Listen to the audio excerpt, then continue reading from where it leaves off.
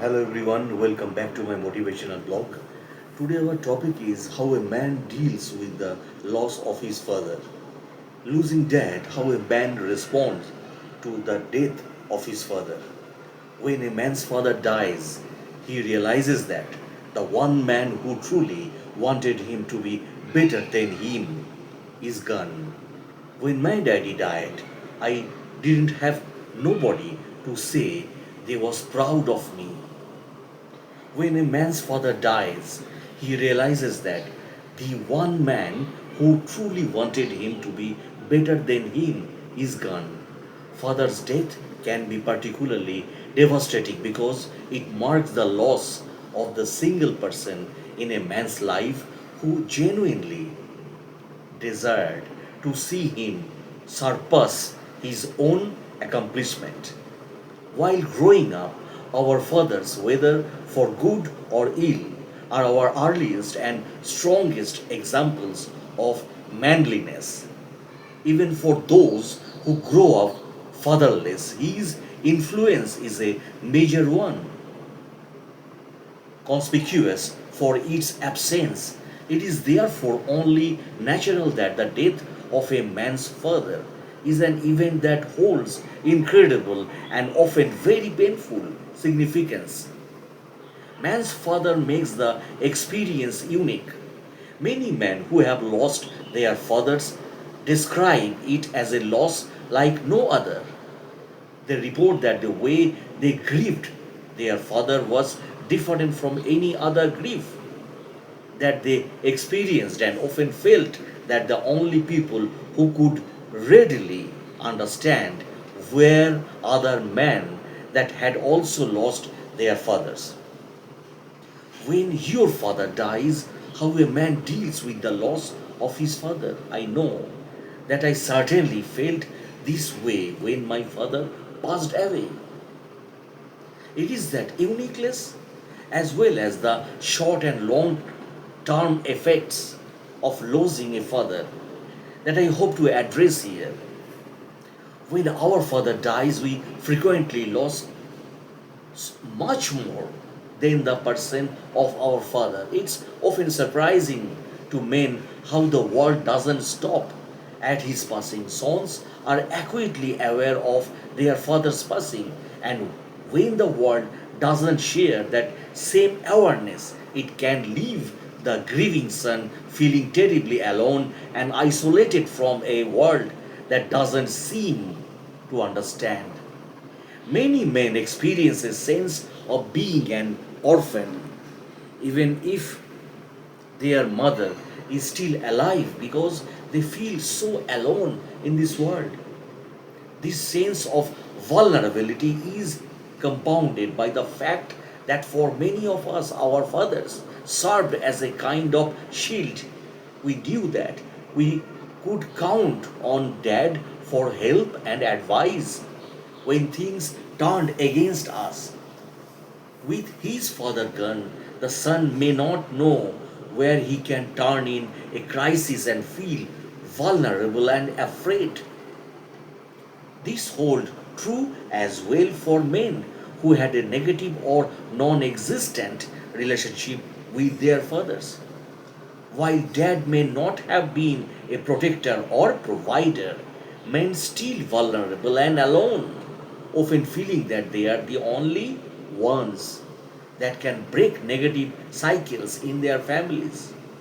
We live in a culture that prefers to deny and avoid the reality of death. However, when a man loses his father, the reality that life is finite and that he too will someday die becomes inescapable. While this realization can come anytime death touches us, it is particularly potent when we lose our fathers. This is because many men see their father as a part of themselves, and a small part of them has died with their death.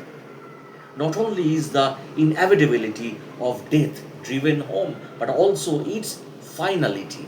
The son knows that he will never, at least in this life, see his father again, and that when he two dies, it will be just as final. Some may say, so what? Death is an objective fact. Why should losing a particular person make these facts so much more frightening? The problem is the illusion of control. We, as men, all operate under the assumption that we are in command of our own destiny, that this is more or less accurate. However, when it comes to death, this simply is not true. Having our protective illusion stripped from us is terribly emasculating, since no amount of self control or problem solving can bring back the death. This leaves the surviving son grieving not only his father but also the new understanding he has reached. In many ways, the death of a father serves as a rite of passage, though a painful and difficult one. This is due to the fact that for many sons their inheritance is less about property and more about responsibility. Many men, regardless of their age when their father died, feel like they grew up suddenly and significantly when it happened. Their father's death leaves a vacuum in the family dynamic, and sons often feel compelled to step up to try to fill their father's role. This is especially true if the father had been the leader and protector of the family. Sons may feel a great deal of pressure and may not feel up to the task of protecting and leading the family. If mom is still alive, then caring for her will often be a central focus of this sense of responsibility. At best, this will lead to grow for the son, and the family will pull together and become closer as it adjusts to the new dynamics. However, this is not always the case. Family members may resist the son's efforts to take a leadership role. Siblings may have compete for leadership within the family. At worst, this can lead to a family disintegrating without the presence of the father that had once held them together. For men whose fathers were absent or abusive, the idea of taking up their father's mantle is sometimes frightening. These sons have no desire to fill the same dysfunctional role as their father and feel an intense pressure to break the painful cycles that their father had embodied. As a boy grows, he learns many lessons and skills from his father, who deserves as his mentor and teacher. The son will also quickly learns that in these circumstances it is often better to do things his father's way, both because he has more experience and because it is often not worth the hustle of these avoidance. Sons along for the approval of their fathers and leave to be told, good job. This desire for a father's approval and dislike of this approval extends into adulthood, and men are not free of it. Even after their father's death, sons will often feel the presence of their father when they use skills that they learned from him. As the son progresses through the grieving process, one of the tasks he will inevitably work through is sorting through the legacy his father has left him. Men will often look at the life of their fathers and that of their grandfathers and great grandfathers to try to take stock of their heritage and see how their fathers' values and life cycles have influenced them. Some sons will look back happily on men of character and values that they admire and hope to emulate. Other sons will look back to see a chain of flaws, faults, and abuses, a legacy that had rather leave behind. But even these sons unusually seek some positive quality in their father's legacy. that they can hold on to.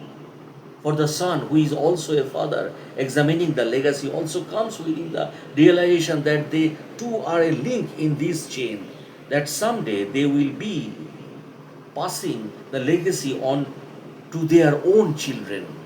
Many men are inspired by these two for forge stronger relationships with their children, so that the legacy they leave is one that their children can be proud of when it is their turn to mourn their father.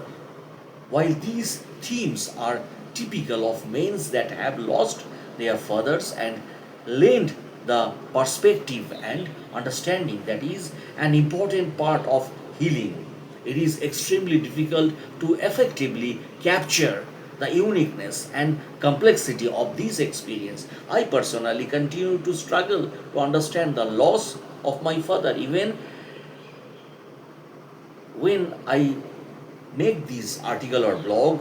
I would at time have to stop as memories come flooding back, and all I could do was sit there at my keyboard and cry.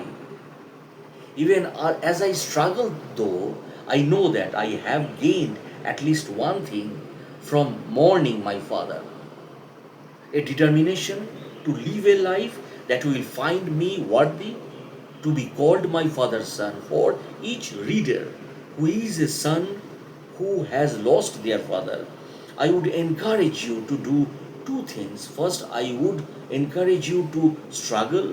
While this may seem odd, it is in working through the turmoil of mourning that we stand to gain the most as men. Second, I would encourage you to seek out the company of other men in the same position. They can provide some of the strongest support, fortunately for us.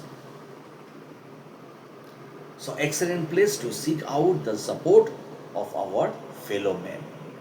That's the end of the video, my friends. If you like my blogs, please subscribe my channel. Have a good day.